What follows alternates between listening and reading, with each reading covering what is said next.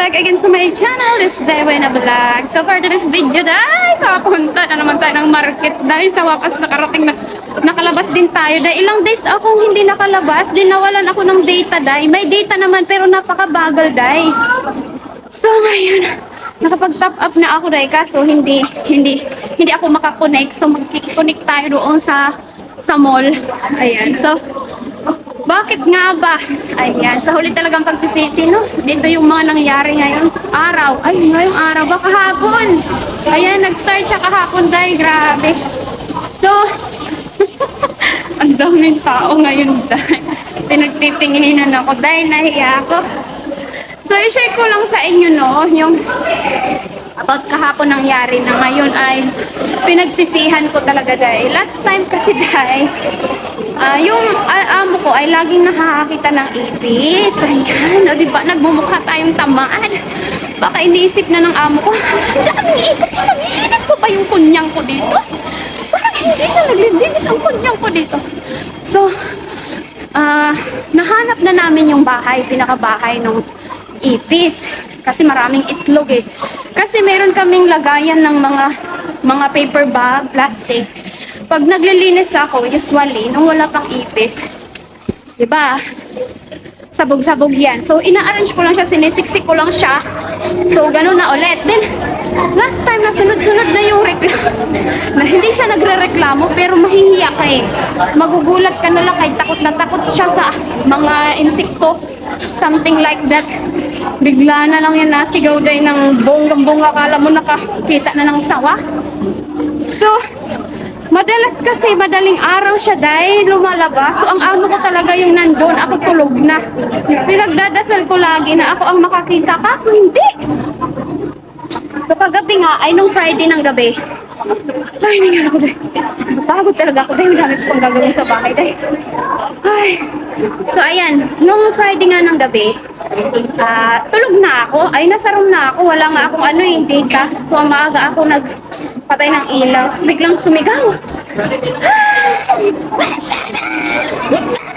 Ganyan. So, grabe na naman yung gulat ko. Nakakita na naman ito ng ipis. So, nakita niya doon sa lagayan ng aming pinggan. Sabi niya, wuchu, wuchu, wuchu. Meaning nun, madumi. Sabi niya ganyan. So, kinaumagahan, Sabado, sabi ko, minunto niya sa akin, nakakita ko ng ipis. Sabi niya gano'n. So, scary. May isa daw na pit-pit daw. Dumikit na dun sa gilid. Pero hindi siya sa loob ng pinggan. Hindi siya sa loob. Sa gilid lang siya ng drawer na pit-pit. So, ako na kasi nakakahiya nga, diba? Parang mukhang hindi naman tayo naglilinis kasi may ipis. So, sabi ko, sige, hugasan ko to. Ang mga, yung lagayan namin ng mga pinggan, kutsara, lahat, hugasan ko isa-isa. Sabi ko ganyan. Okay, ma'am, sa ganyan. Then, sabi ko, yung ilalim ng lababo namin, isa-isa ko na naman. So, naalala ko nung naglilinis ako dati, nung sa bahay ng magulang niya, ang dami din ipis sa taas, sa ilalim naman ng stove yun. Stove kasi open siya eh. Baga, siya ng semento, may semento siya ba? Madaming siksikan ng mga ipis. So, ayun, naisipan kong maggamit ng flashlight dahil.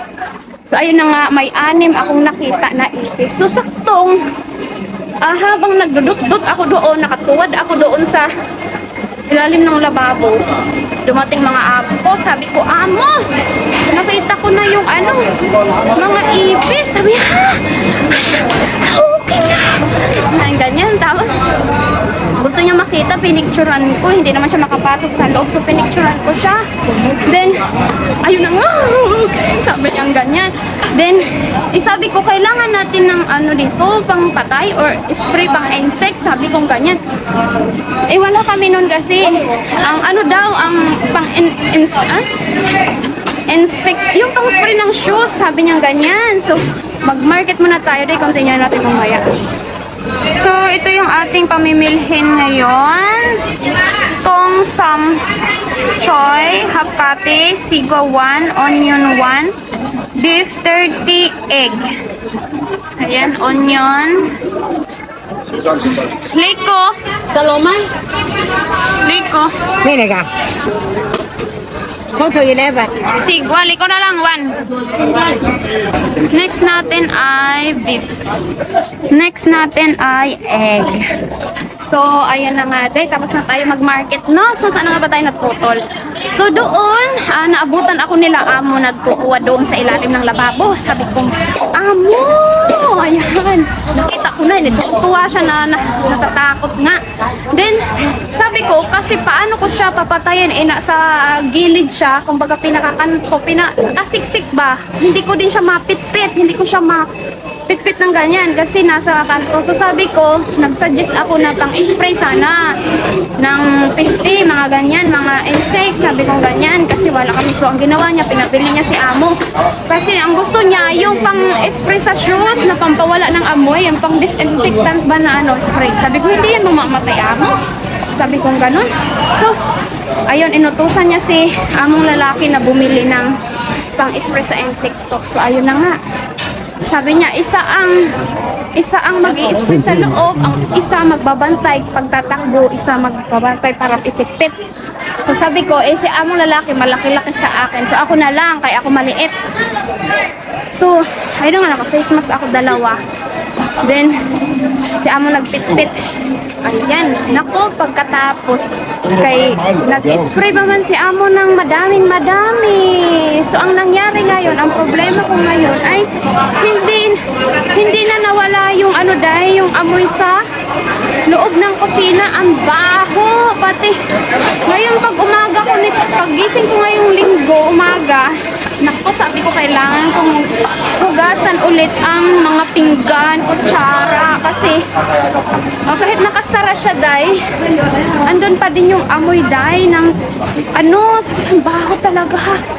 Yun, pag hindi pa sila gising, tapos ko prepare ng pagkain ng alaga ko, ko na, hinugasan ko na yung mga pinggan, kutsara. So pagising ni among lalaki ng alaga ko, ayun na, nakahugas na ako. So sabi ko kay amo, hinugasan ko ulit kasi nga mabaho, pati yung loob ang baho. So nahirapan ako ngayon tanggalin. Hanggang ngayon andun, nakaka-stress. Sabi ko, parang pagod ako ngayon dahil sa mga ipis na to, Sana hindi ko na lang sila pinakialaman kasi ang gagawin ko ngayon, di ba, nag-market muna ako para yung paglilinis ko ngayon mamaya pagdating sa bahay ay tuloy-tuloy. Kasi yung gamit doon sa ilalim ng lababo, pinaglalabas ko ulit para makasingaw talaga ng todo, maalis yung amoy. Then may nagsuggest sa akin kasi kahit ano-ano na yung nilagay ko, day, pinunas, sinabon, yung nandun pa rin yung amoy, day. Ang tapon talaga kahit ako nasakot na yung ulo ko, day. Kakasinghot kung may amoy pa rin, may amoy pa rin. So may nag-suggest na Dettol daw yung ilagay ko. So bago ako nag-market ngayon, pinunasan ko ulit ng Dettol. Sana maalis siya, no? Kasi yung pinggan nasa lamesa, punong-puno na yung lamesa. So ang hirap maglinis pag ganyan. So pagdating ko mamaya ngayon, doon, ang gagawin ko una ay maglilinis ako mula sa room ng mga amo ko, sa CR, sa room ng alaga kong babae, sa room ng alaga kong lalaki, at sa CR ko, din doon na sa sala. Then, meron pa akong isasampay, hindi pa ako nakapagsampay, dahil meron pa akong itutupi kasi mga pinaglalabhan ko nung Biyernes, naglaba ako ng beadings, hindi ko rin natupi kahapon kasi nga nabisi ako kakahanap ng ipis. Then after that, nung patapos kumahanap yung mga ipis, pumunta din kami sa dinner ng family ng side ni among lalaki. So ang dami talagang natambak na gawain, day. So pati si hindi na natin nasingit, si Whitey. So ayan, mag-register pala muna ako kasi hindi ako maka-register. Wait lang. So ayan, day, nakikonnect na tayo, naka-load na tayo ng sarili natin. Nakikonnect ako doon sa mall. So, ayan, nagmamadali tayo. Ang dami ko pang gagawin, di ba? Sana matanggal talaga yung yung amoy. Para maibalik ko na sa lagayan yung mga nakakalat sa mesa, sa labag namin doon sa sala. Kasi lahat ng gamit doon sa sala ay nilabas. Lahat ng gamit doon sa kusina ay nilabas ko dahil nga na pinunasan ko ulit siya ng Dettol sakaling kumbaga makalabas talaga yung hangin galing sa loob kasi yun yung din nagpapabakot ng lagayan namin ng pinggan kasi magkatabi lang siya. So, after that, kailangan ko pang hanapin yung dalawang jacket ni Amo na ewan ko saan nila nilagay. Tapos yung isang pants ng alaga ko. At ito na nga, dahil day off natin bukas, kailangan natin mag-prepare ng pagkain ni alaga. Ni alaga ko. So, kapagod ay mag-ipon niya. Parang sabi ko, sulit na sulit ngayon ang ating OT.